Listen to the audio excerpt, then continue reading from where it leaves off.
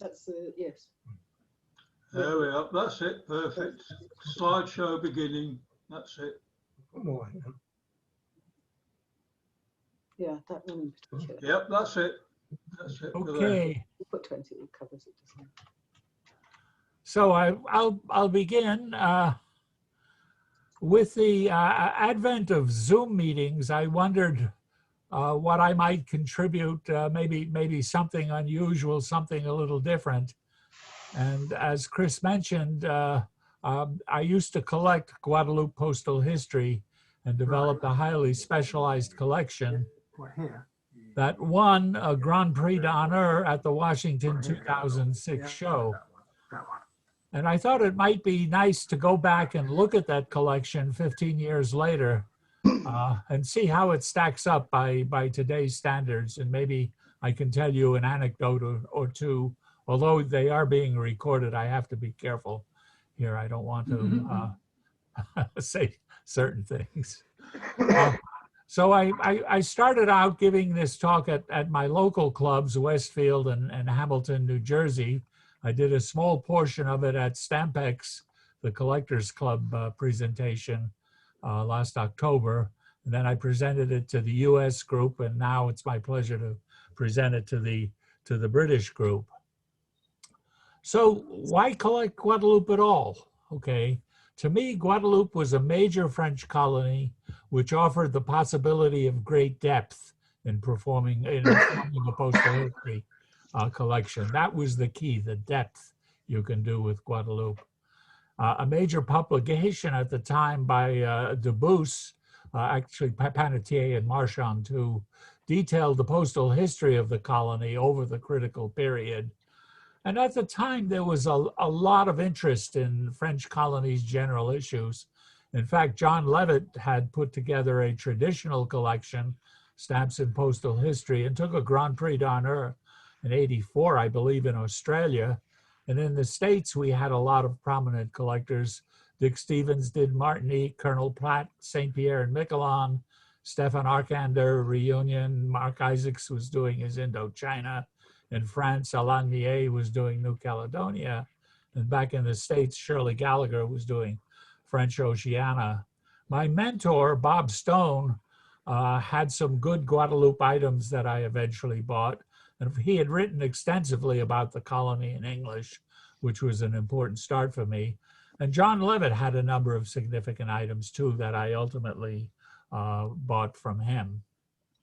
So the history of the collection.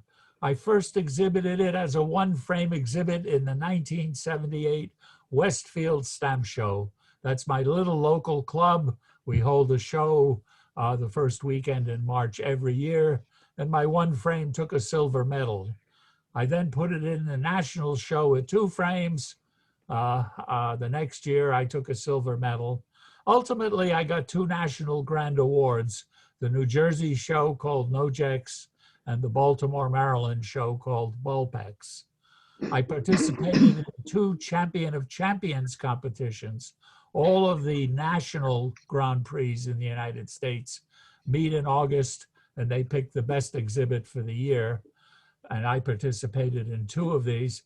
I was actually thrown out of the second one, and that's a unique happening for my exhibit. The reasons for that are beyond this lecture. I won't get into them. Ultimately, the collection took 4 international large gold medals, which qualified for international class, and the Grand Prix d'Honneur was received at Washington 2006. And I believe this was the first single French colony to win this award. And then the collection was sold the following year by Shreve Spink out of New York City. So here's the colony of Guadeloupe. What does it contain? It's 2 major islands, Grande Terre to the north, Basse Terre to the south. In Grande Terre, the principal commercial center and largest city is Pointe-à-Pitre. On Basse Terre, the largest city is the city of Basse Terre, which is the capital and the port at which the packets call. You got your coffee, have you? I did do a deal with the RAC. Oh, you call. You call. In addition to the 2 main islands, which actually do look like a butterfly when you fly over, You have the dependencies of St. Martin, St. Bart's, the islands of the Saints, Marie Galante, and out in the Caribbean, the island of Desirade. Plus, there are about 24 small villages that present a big challenge in getting material. I organized the exhibit in a series of chapters, starting with the use of stamps of France. This was provisionally done by France to see what the response would be in the colonies to prepaid stamped mail. There's an interim stampless period, then the use of the general issues. Britain had an agency in Guadeloupe that handled mail.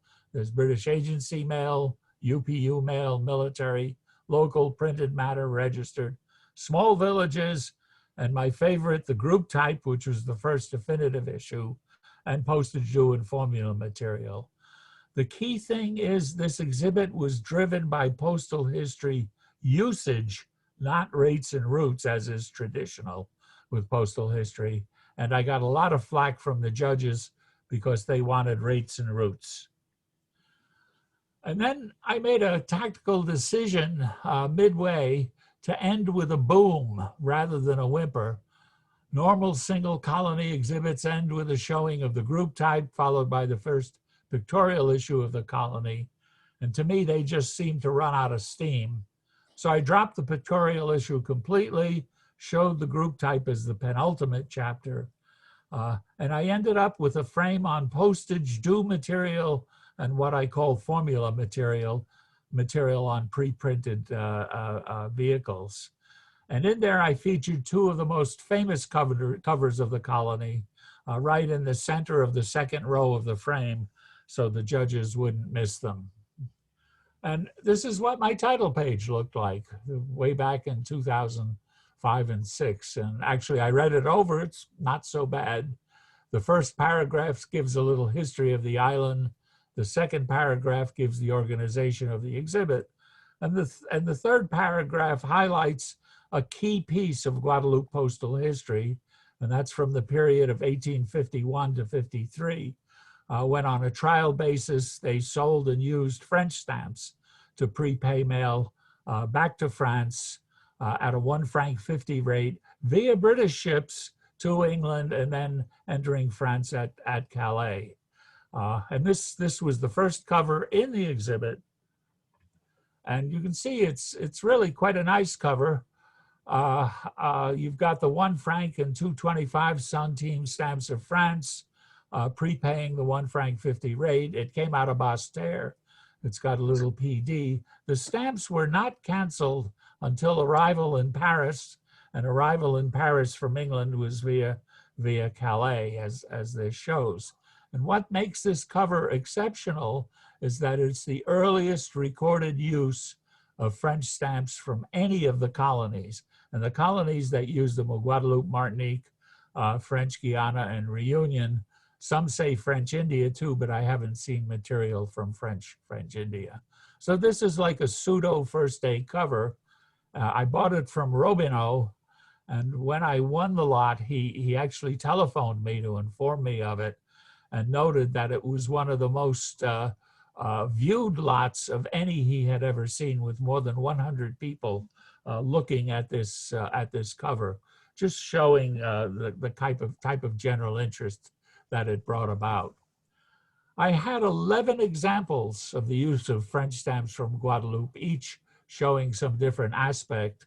Significantly missing was a 7th weight level letter franked at 10 francs 50, which resides in the Postal Museum in Paris.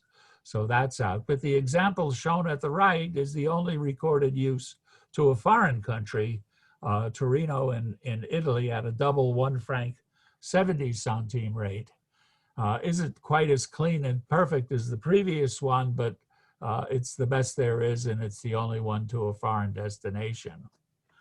At this point, I should be presenting some of the stampless period now from 53 to 59, but I'm going to save that for the printed matter and jump right to the arrival of the Eagles. I've collected French colonies most of my philatelic life, and I've just recently started collecting British material. I've joined the British Empire Study Group here in the States. I have my view of the contrast between England and France and how they handle the colonies. I feel that England seems to have different designs for each colony. They're printed by contract with a lot of confusion there. And there's an unending number of stamps, designs, varieties, watermarks, perforations, proofs, shades. And I'm never sure if this is a collector's dream or a nightmare. When I come over to the French side and the French colonial stamps, France started with 6 imperforate stamps, the eagles. They were printed quite casually by the PTT in Paris with no problems. These were used in all the colonies. Generally, the values did not correspond to the rates, so this means we get beautiful and colorful covers. And I've always thought of collecting French colonies as definitely a collector's dream. And this is what the first 2 stamps, the first 2 eagles to arrive, looked like on a little piece from a Guadeloupe postal history item. You see the 40 and the 10, the imperial eagle reflecting the French Empire, and the 7x7 Guadeloupe lozenge looking fresh and crisp because it's very early in the scheme of things in the use of these lozenge cancels. So here's a simple letter. A mail was carried to France via 2 routes, via French packets directly to France and via British packets via England entering normally at Calais. And here's a 70 centime British packet rate with a 40 and a strip of 3 of the 10 centime to complete the rate. As that, it was about $100, $150 cover. However, if you look closely at the strip of 3, you notice the right stamp is turned 90 degrees. And this is the famous timbre couché plate variety. This occurred 3 times in one composition of the 10 centime pane, which was 180 stamps. And it's a very, very fine item to get properly used on a cover. I should mention John Levitt in his collection had a pane of 180 stamps with the 3 timbre couché showing in that pane. That was quite a spectacular piece. And I'm going to jump forward quite a few years now to show you a second Eagles cover. This is post 1870. And of course, it was a tumultuous happenings in France at that time. The French lost the Franco-Prussian War. And on September 4th, 1870, they declared the Third Republic and immediately needed Republic stamps, not Empire stamps. So they reprinted the first issues, perforated them for use in France, and issued them imperforate for use in the colonies. And this letter shows a very nice block of 4 of the 80 centime eagle with a pair of the 15 centime small number series issue to prepay a 3 franc 70 fifth weight level letter via the British packet to France. And quite nicely, the stamps are canceled by the GPE Guadeloupe lozenge in blue. Both the lozenge and this color are also quite rare in this. In addition to mail being carried by French and British packets to England and France, mail to the Caribbean countries, North America and South America was carried under British administration, the British agency, which had an office at Postal. A whole separate rate structure, hand stamps were required for this service, and this is where we encounter the famous paid at Guadeloupe crown and circle hand stamp. Mail via the British agency is generally limited, and I was able to show 17 different examples in this section of the exhibit. And the example shows the paid at Guadeloupe crown and circle hand stamp in black. That's the rarest color for this hand stamp. It's most commonly in red and occasionally in blue. And this is a letter from Puerto Pietra to Lima, Peru, which was carried to Panama, crossed over the isthmus, and then was carried again by British contract to Lima. The rate was 1 franc 85 centimes. 20 centimes of which went to the French for local mail, and 1 shilling 4 pence was the credit to the British. And you can see the Panama Transit.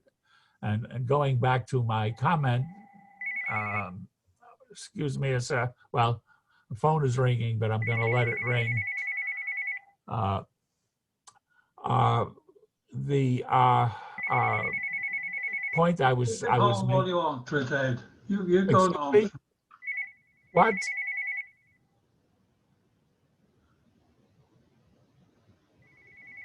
Just wait till the ringing stops, okay? I thought I had stopped it, but okay. You note the very, very colorful franking relative to the rate. After the, or in July 1876, we have the UPU rates coming into effect. The 40 centime was the initial rate. It dropped to 35, and then it became 25 until 1899 for France and 1915 for the rest of the world. And the workhorse stamp early on was the 40 centime Ceres. And here's an example of that stamp used to prepay the UPU rate now, carried by the French packet. That paquebot français is a clerk's sorter's date stamp where they sorted the French and British packet mail. You can see an 8x8 lozenge cancel on the 40. And again, it looks like a nice ordinary cover until you take a close look at the stamp. If you know your French philatelic history, in one composition of the 40 centime plate for the first issue, they inadvertently put 2 20 centime cliches in. These had to be burnished out and re-engraved with new 4s. And in the re-engraving, they created the type 2 4, and you can see them down here at the right. This is the typical 4. Can you see the arrow? Chris, is that arrow showing on the 4? Maybe not, I'm just getting it here. Okay, but the recut 4, which you can see on the left of the stamp, has a long diagonal over the vertical part. So all of a sudden, this becomes a much more interesting cover with a much more valuable stamp. Here's the 35 centime rate. Oh, getting the call again. We can hold.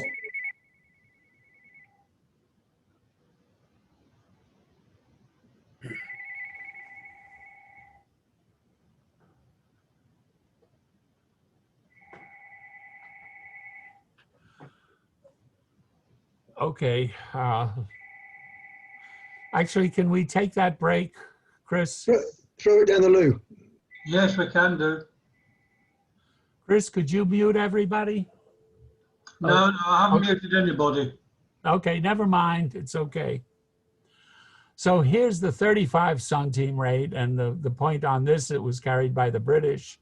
And we have the Typeset issue now in combination to pay that rate. And finally, we have a nice combination for the 25 centime rate, which shows the Type du Bois, the first perforated issue issued for the colonies. And an example on cover, which is quite rare. Now we come to military concession rates, where members of the military were entitled to a reduced rate for mail to the French community until 1899. Validation was required via manuscript endorsement and commander's signature. Special military date stamps were created, and the rates started at 20 in lieu of a 50 centime rate, went up to 25 and down to 15, more if unpaid. And I think this collection had the most comprehensive group type military mail, group of military mail recorded, about 40 letters. And when you look at this cover, you see it's a 20 centime rate, nicely canceled with a paquebot français Bastere mark. And below that, the Corps d'Armée military date stamp. However, you notice the 2 at the left and the due markings So something else was going on with this letter. It was actually underpaid. It was a double weight letter. And you see on the back of the letter, the military endorsement, the arrival, and something else is going on.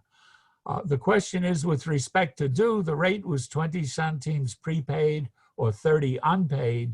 It was treated as a double weight unpaid letter at a 60-cent rate, credited for 20, with 40 centimes or 4 decimes to be collected from the addressee. You notice that it's marked at the left, very important, and it's addressed to the Underdirector of Personnel and Chief of the Bureau of Troops in Paris. Well, whoever this fellow was, he rejected this letter twice. And so the post office, in accord with the decrees, opened it up to determine the sender, sent it back to him to recapture their 4 decimes due for the handling of this letter. Here's an example from later on, 1893, showing use of the Dubois issue overprinted to make it specific for Guadeloupe. You see the Camp Jacob hand stamp. That's the military postmaster at Camp Jacob, a military camp outside of St. Claude. Then it went over to St. Claude, the hand stamp at the upper right, which is Corps d'Armée St. Claude. And then it went on the Line D packet where it got the Corps d'Armée packet mark as a transit. So it's pretty spectacular, 3 different military markings on the same letter. A little printed matter now, and I can show you here a letter from the stampless period of 53 to 59, and it's a list of prices current for which somebody has created a very nice crisscross wrapper band. This was prepaid in cash as a 13 centime rate and delivered to from Pointe-à-Pitre to Le Havre. And it happens to be from the Debus collection, the actual fellow who wrote the book on Guadeloupe. In 1862, the 5 and 1 centime eagles arrived, and in 63, it was possible to prepay and frank this 13 centime rate. It was only valid for 1 year more, so this is a very rare franking. After the 62-3 1 year, the rate became 12 centimes. Here's a printed matter piece from the British agency at Basseterre. You could not pay printed matter through to destination, so the printed matter just shows a 4 centime local postage in Basseterre with 1 penny due on arrival in Demerara, British Guiana. Again, this is a list of prices current. There are only 2 examples of this known, the others in shreds. The red Guadeloupe hand stamp is from the British agency, and you see the Demerara arrival. So again, that's quite an unusual printed matter item, just prepaying part of the rate. Here's the 12 centime printed matter rate, made up with Empire Eagles from Pointe-à-Pitre in 1872. And the nice thing about this is the earliest recorded use of that GPE lozenge. Here's an example of a regular letter that got mixed in with the printed matter. So it was stamped as the 8 centime printed matter rate, caught at the post office where they marked it with a T in triangle. And once it got to France, it was processed. It was treated as an unpaid letter. The rate was 25, so it was 50 centimes due, credited for 8 centimes. And you'll notice at the right in red, it says 42 centimes due from the recipient.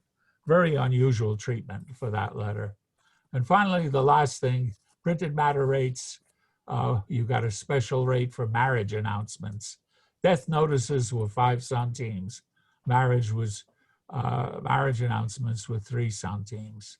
And this is a nice piece with the packet transit, the Dubois, typesage, franking, and the announcement inside. Registered mail, I'll just show you one example. This is a local judicial matter rate of 30 centimes is registered, strip of 3 of the 10 centime eagle, the judicial cachet validating the rate, and the charge hand stamp indicating registration. And again, if you look closely at the strip of 3, it has le timbre couché, the rare plate variety, in a very rare franking. What about small villages? Guadeloupe had about 24.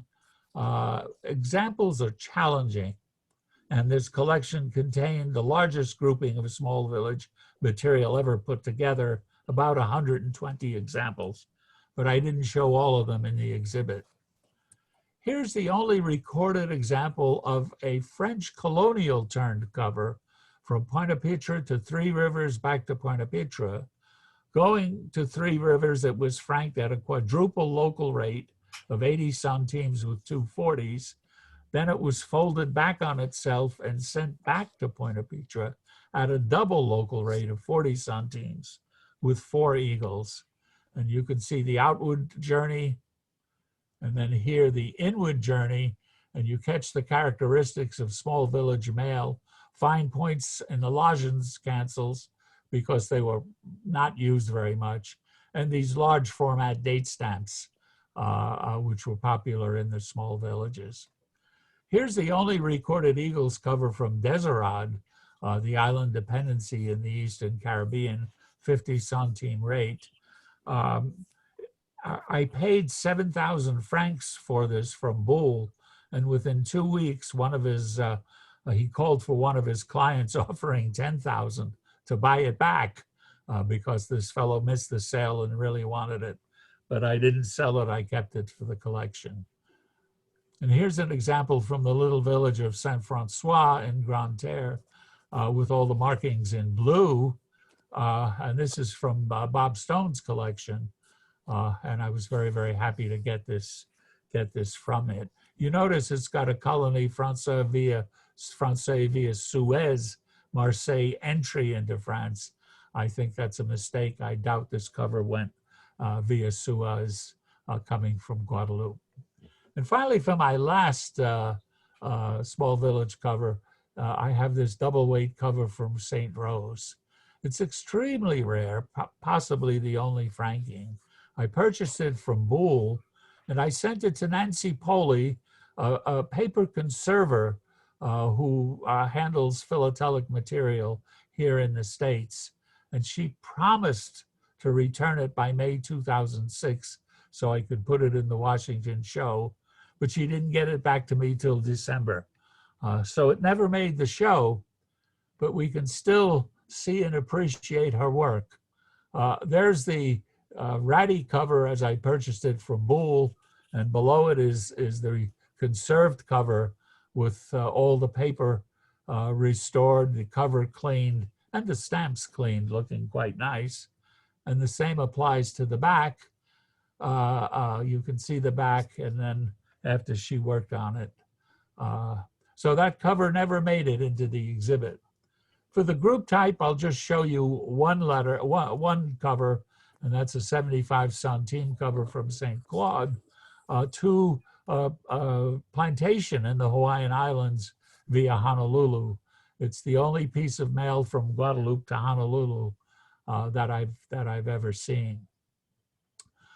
Like Reunion, Guadeloupe experienced a shortage of low-value group types December-January 1901. Unlike Reunion, which used due stamps for postage, Guadeloupe you could prepay in cash. And here are 3 examples from 3 small villages: St. Rose-la-Boucane, St. Martin, and Vieux-Habitant.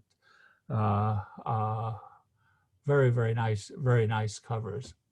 And now we come to that last frame, the Postage Do Letters and miscellaneous forms, where I wanted to create the boom. The first item I showed was one of these covers franked with classic stamps of France, but a double weight letter that was only franked at the single rate weight, 1 franc 50 centimes. And you can see it's marked in manuscript, insufficient stamps, 15 décimes due, the standard rate, no penalty. Another postage due item I showed was an Eagles cover where all the underpaid, double weight, franked at the single rate weight, and all the markings are in red, which there are only 2 examples known. Again, this was treated as unpaid and charged 1 franc 20 centimes, credited for 50 centimes, and charged 7 centimes due.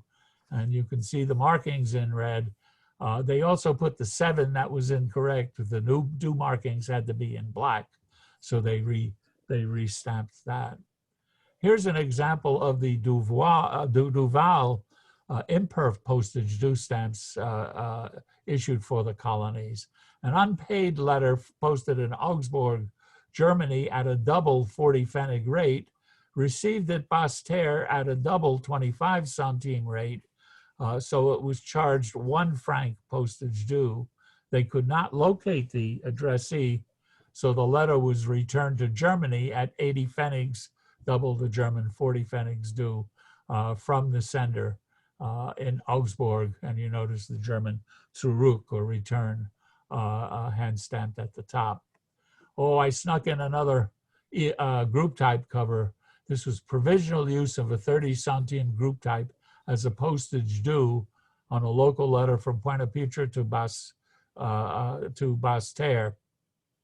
And you can see it was struck with a T and Pointe-à-Pitre, and at Basseterre, the local clerk used a 30 centime group type and canceled it with his T and triangle. This is unique as far as I could tell.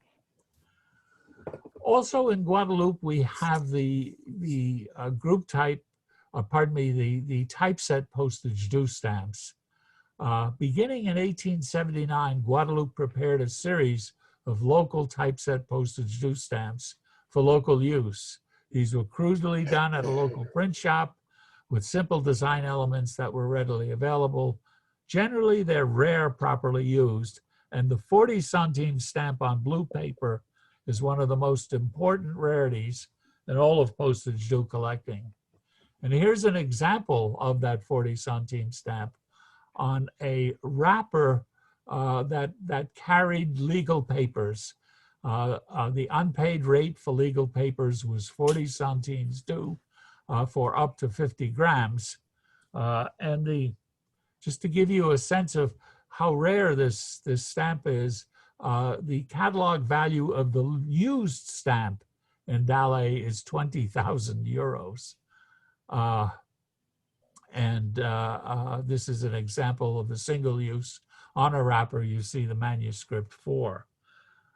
In 2005, I was offered the Granddaddy of these Guadeloupe postage due covers, which has 2 20 centimes on it. A letter posted from Lamentin at the 3rd weight level legal papers wrapper. So it's due 1 franc 55 centimes. This is the key piece, I think, in French area postage due collecting, and one of the big postage due pieces in general. And it's actually from the John Boker collection. And I was able to get this, as I said, 2005, just before the show. You can see the stamps. There are only 1 pane of the 40 centime on blue prepared, 20 stamps. That's why it's so valuable, and I put this into the collection. I'm going to tell you one little story here. Who do I have to thank for this cover? Okay, and think about who might a philatelist be thanking. Actually, I'm going to thank Mrs. Hillary Rodham Clinton, President Clinton's wife, for my ability to purchase this cover. And how could that be? Well, when the Clintons took over, I'm getting this. Chris, can you hear me? Yes, Ed, I can, sorry. Oh, okay, they stopped. Okay, never mind. So how did I pay for this cover? When Mrs. Clinton took over, Bill Clinton put her in charge of designing the healthcare system for the United States. And as she came up with more and more ideas, the pharmaceutical stocks dropped. In fact, the company I worked for, Merck, the the price of Merck stock went from 65 to 28 because of Mrs. Clinton's activities. At that time, I received a couple of stock options when the stock was at its low. And when I cashed them in 10 years later, the stock was back up to 68. So thanks to Mrs. Clinton, I had enough money to purchase this cover. So I appreciate that very, very much. Lastly, they had a large format due stamp, and this is proper use of the 5 centime due stamp on a printed matter piece that was between 5 and 10 grams and required 3 cents postage. If it was underpaid, they just charge you 5 cents due. And it's the only known example. It's just a little front, but it's the only known example on a piece. There are no covers. Finally, some of the printed material, a formula card from St. Bart's. I had a couple of Avis de Reception. You can see the GPE lozenge by the 1880s was literally falling apart. And this is a parcel post bulletin that accompanied parcels. Normally the post office kept them. So that's an overview. And the question becomes, did this collection really deserve a Grand Prix d'Honneur?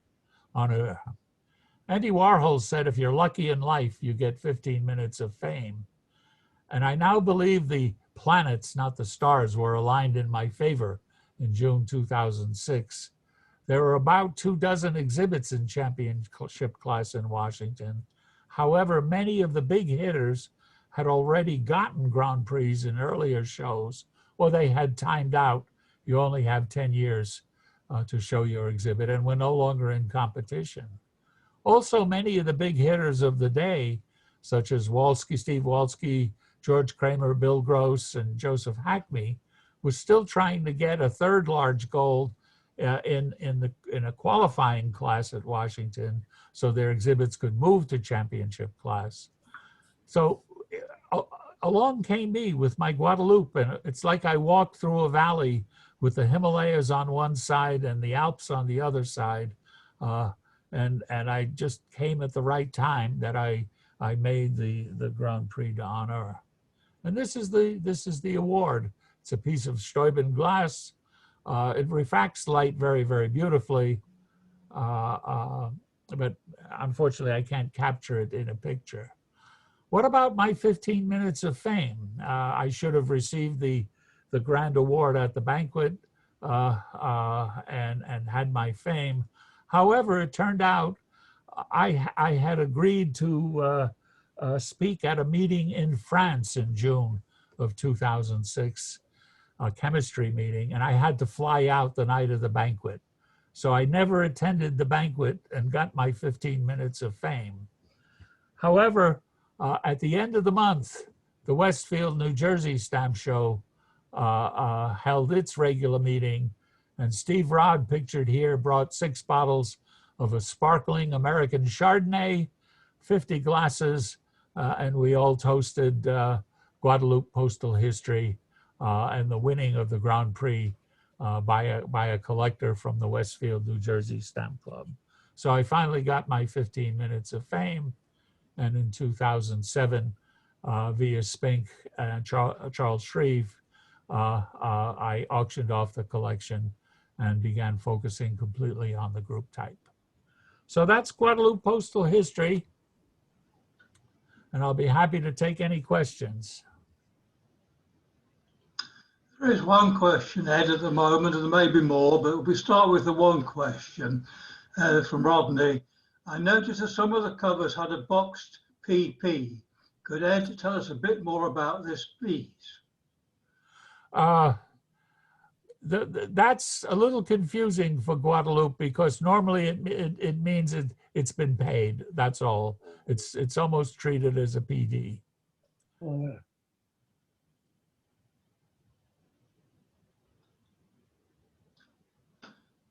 Any more questions? You can unmute yourselves if you wish now. I didn't mute anybody at the beginning anyway, so you can unmute as you wish. You need to.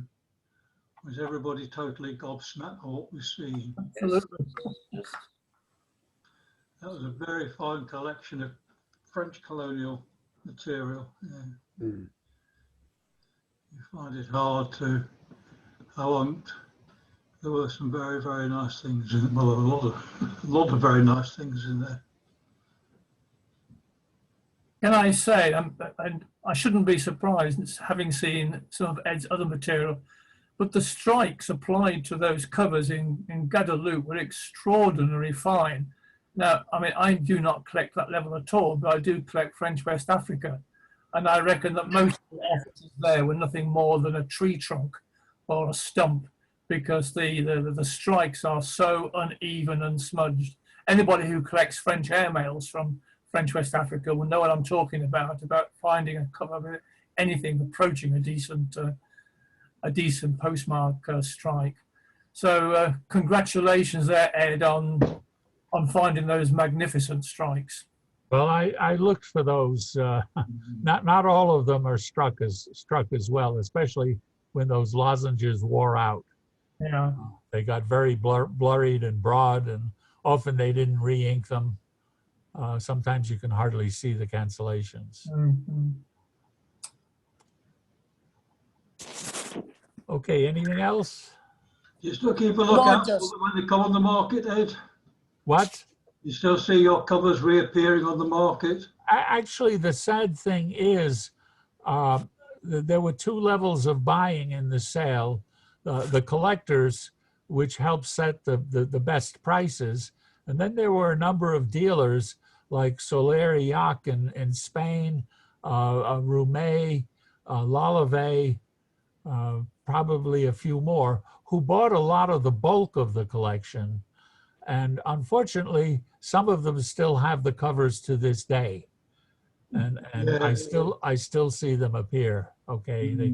Basically, I was very lucky and hit a peak in the market in 07, and things dropped off precipitously thereafter.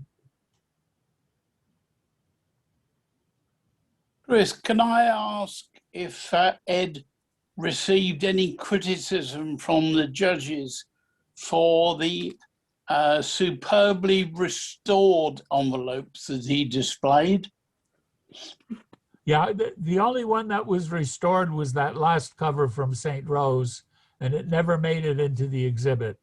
Had I put it in, I would have noted that this cover has been conserved, but I would not have shown the original quality of the cover. Fair enough. Yes, you got to declare it. If you don't, you got problems. Yeah.